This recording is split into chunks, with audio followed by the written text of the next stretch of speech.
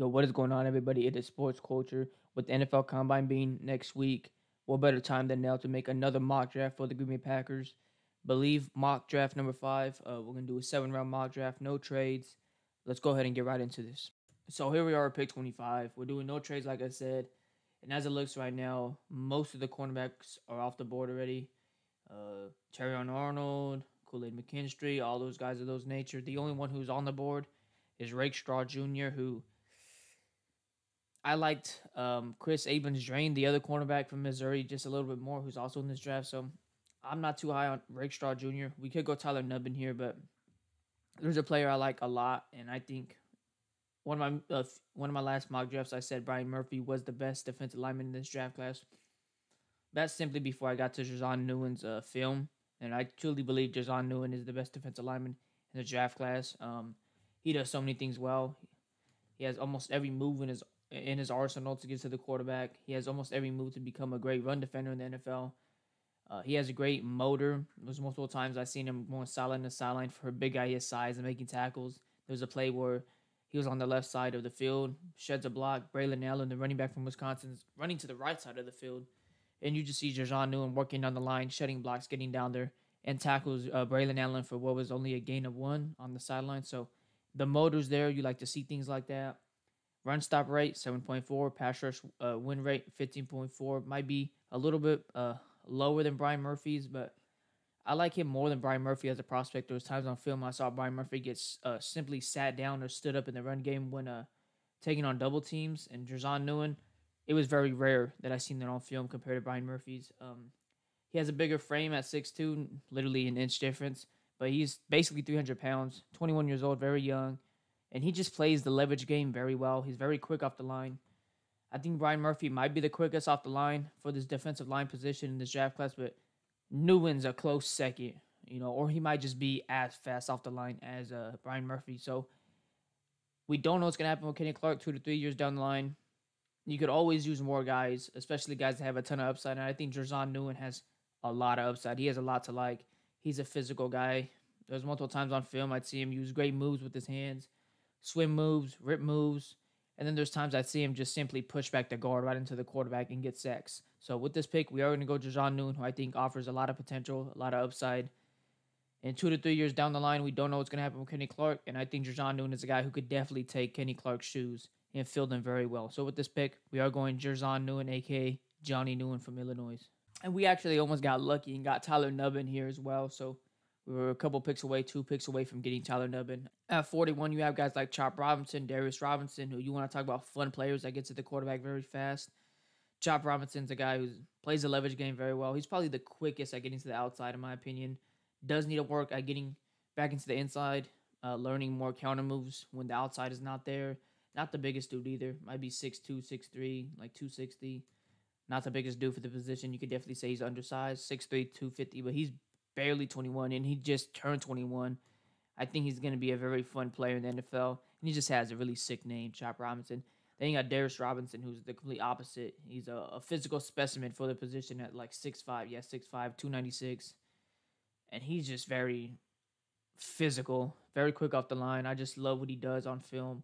I was watching film on Rakestraw Jr., and Darius Robinson was just causing chaos almost every play.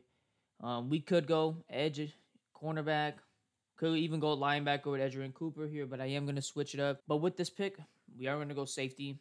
It's a guy I talk so much about, I am really high on, and I truly believe a couple years down the line, he will be the best safety from this draft class. It might be one of the better safeties in the entire NFL. So with this pick, I'm going to go down a little bit.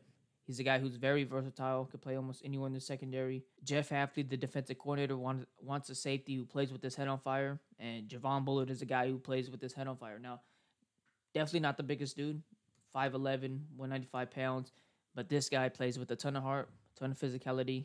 He's very disciplined on the football field, has great leadership skills, and plays with his head on fire, which is what Jeff Hafley wants from that safety position.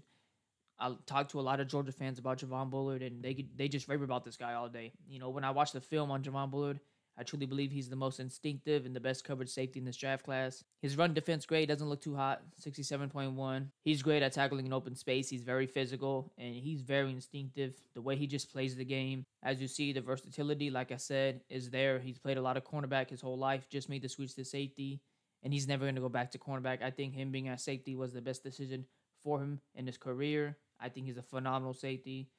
Like I said, 144 snaps in the slot. The previous year, 5'10", 80 snaps in the box, 362 deep. So the versatility is there. Passer rating 34.0. Touchdowns allowed 0. Interceptions 2. I just love Javon Bullard as a player.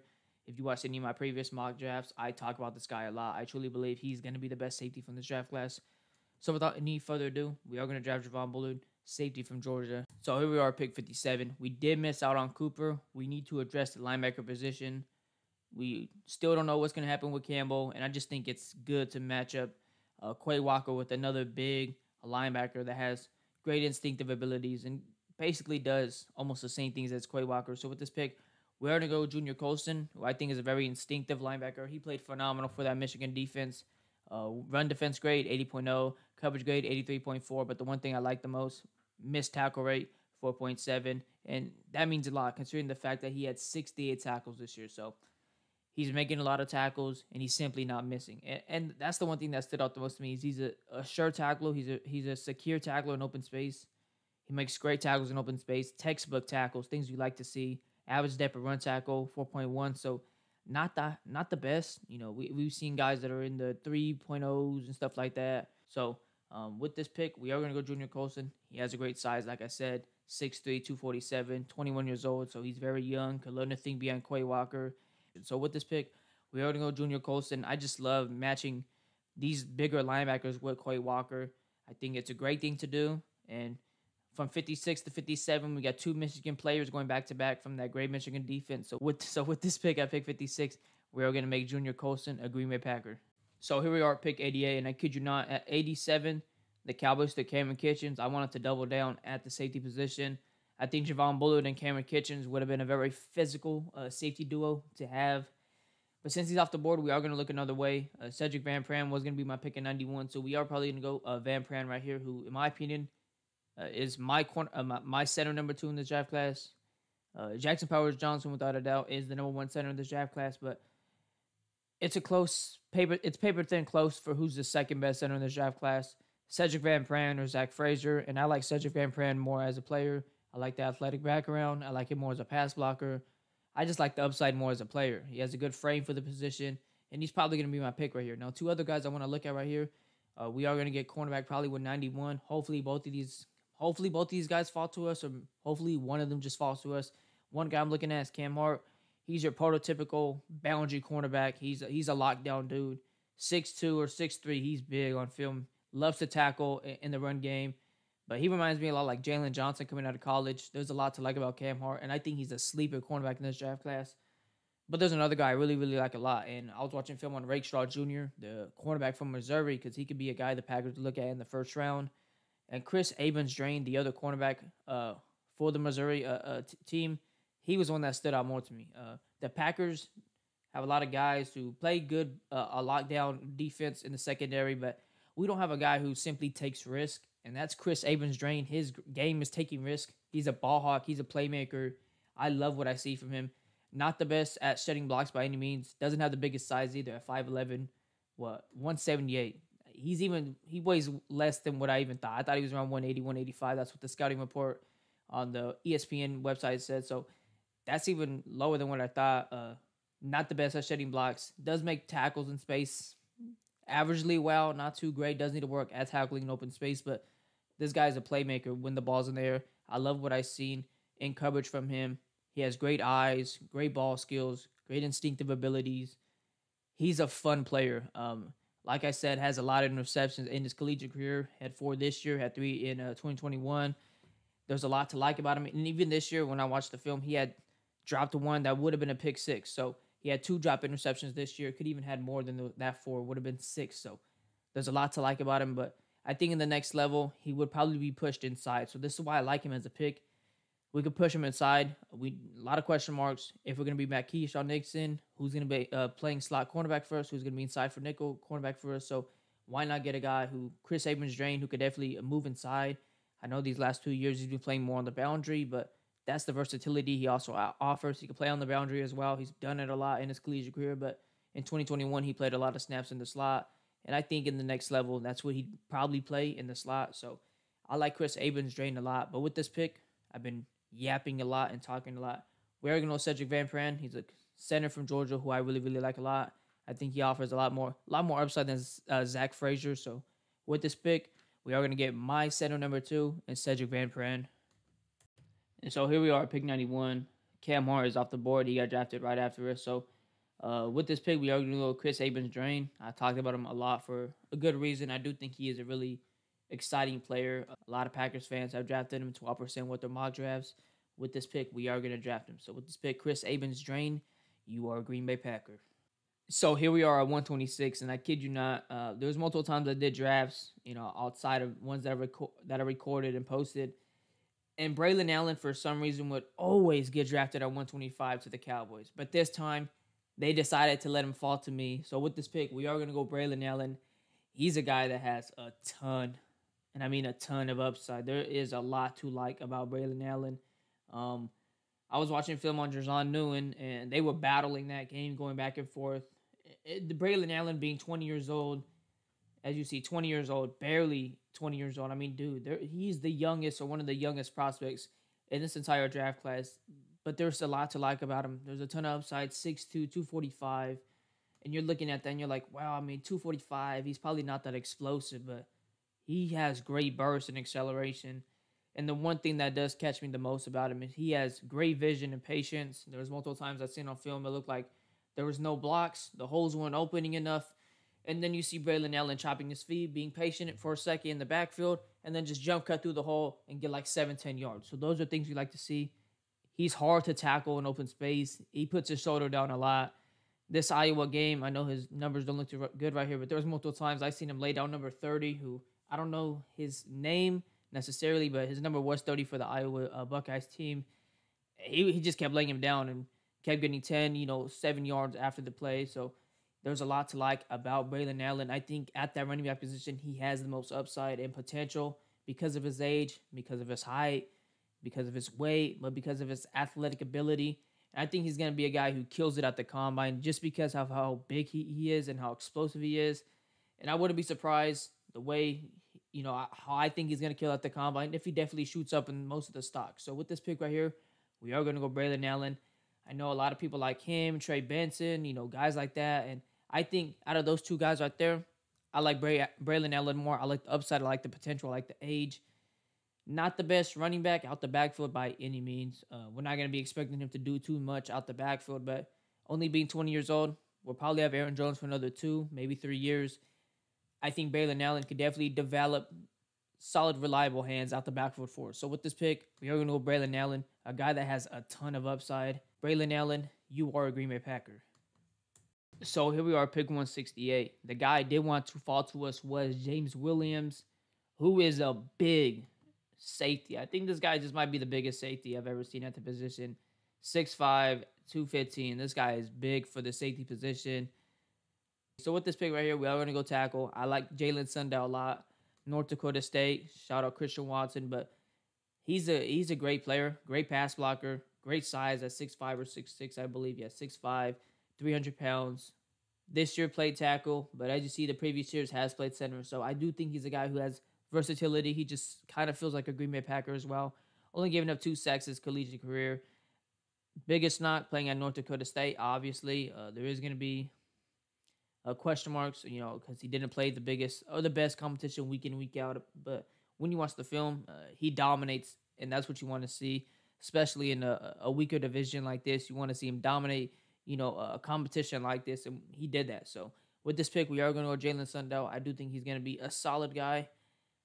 Offers versatility. I did want Cooper Beebe, but he got selected as well.